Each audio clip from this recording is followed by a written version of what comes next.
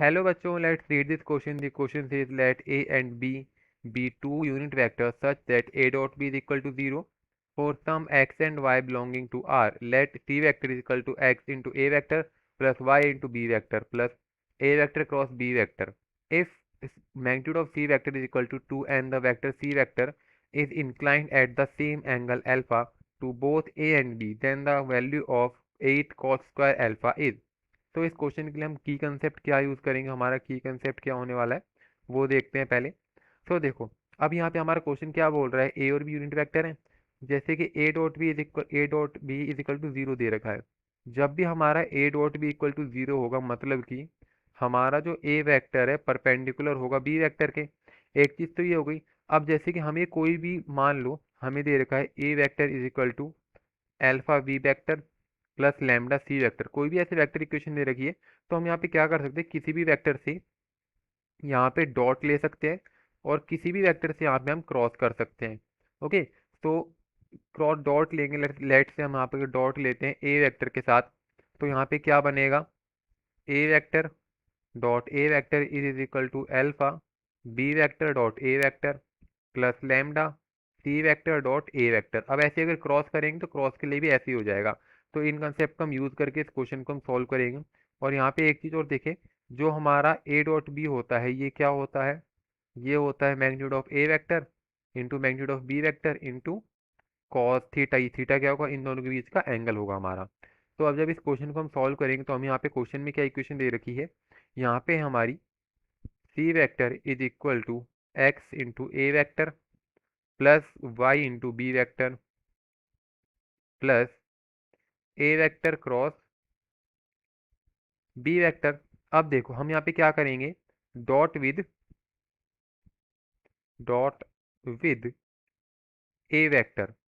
अब यहाँ पे ए वेक्टर डॉट करेंगे तो यहाँ पे हमारे पास क्या बनेगा, C dot A is equal to X into magnitude of A vector का square plus Y B dot A plus of A vector cross B vector dot में ए वेक्टर। अब देखो यहाँ पे जो बी डॉट ए है ये तो हमारा जीरो है, क्योंकि ये चीज़ हमें क्वेश्चन में पहले ही दे रखी है, क्योंकि A dot B is equal to zero हमें क्वेश्चन में गिवन है। अब ए और बी हमारी यूनिट वेक्टर है।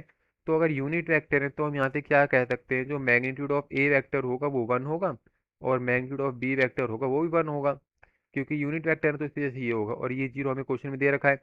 और यहाँ पे हमें पता है अगर ए क्रॉस बी है, अगर इसके साथ डॉट हमने ए या बी से किसी भी डॉट करा तो इसकी वैल्यू जीरो हो जाएगी हमारी। तो यहाँ पे हमारे पास क्या बचेगा, एक्स बचेगा खाली।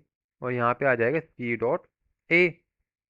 अब सी डॉट ए अगर एक्स आ गया हमारा, अब सी डॉट ए को सॉल्व करते हैं तो क्या आएगा हमारा, magnitude of C vector into magnitude of A vector into cos of alpha. अब यहाँ पे अल्फा क्यों लिया हमने, यहाँ पे बोला हुआ है सेम एंगल अल्फा के साथ इंक्लाइंड है, तो अल्फा यहाँ पे लेते हैं, हम लेट करते हैं। अब ये किसके इक्वल है, हमारा एक्स के इक्वल। तो यहाँ से अगर देखा जाए तो जो एक्स है हमारा वो क्या निकल के आएगा, मैग्नीट्यूड ऑफ सी वेक्टर क्या दे रखा है हमें, मैग्नीट्यूड ऑफ सी वेक्टर दे रखा है 2। तो यहाँ से आ जाएगा मैग्नीट्यूड ऑफ ए होता है 1, तो ये हो जाएगा एक्स, हमारा एक्स हो जाएगा 2 cos अल्फा। ये हो गई हमारी इक्वेशन नंबर फर्स्ट। अब अगर सॉल्व करें सिमिलरली, जो हमारी ये मेन इक्वेशन दे रखी है इसको अगर बी के साथ डॉट करें तो जो हमारी इक्वेशन क्या है वो C vector is equal to X into A vector plus Y into B vector plus A vector cross B vector.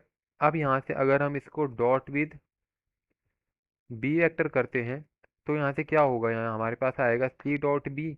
अब X into A dot B तो हमारा जीरो है, तो ये जीरो हो जाएगा प्लस, तो चलो यहाँ पे लिख लेते हैं A dot B plus Y into magnitude of B square plus of A vector cross B vector dot B vector. ये वाली टर्म जीरो होगी हमारी, ये वाली टर्म जीरो हो जाएगी। तो यहाँ से जो हमारा सी डॉट बी निकल के आएगा वो आ जाएगा वाई, क्योंकि मैग्नीट्यूड ऑफ बी हमारा वन हो क्योंकि यूनिट वेक्टर है। अब जब इसको सॉल्व करेंगे तो यहाँ से क्या आएगा, magnitude of C magnitude of B is equal to Y. एक मिनट, यहाँ पे ये रह गया, यहाँ पे cos of alpha is equal to Y. अब ये है, अब यहाँ से मैग्नीट्यूड ऑफ ये क्या दे रखा है 2 cos alpha is equal to Y. अब ये हो गई हमारी इक्वेशन नंबर टू।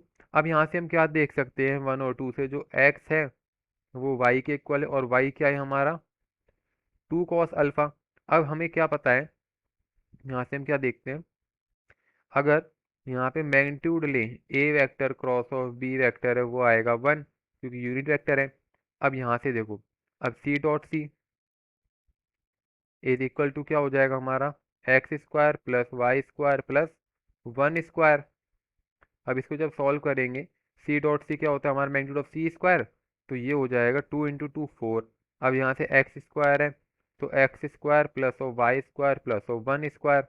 तो यहाँ से क्या आएगा X square plus of Y square is equal to 3। ये आ गया।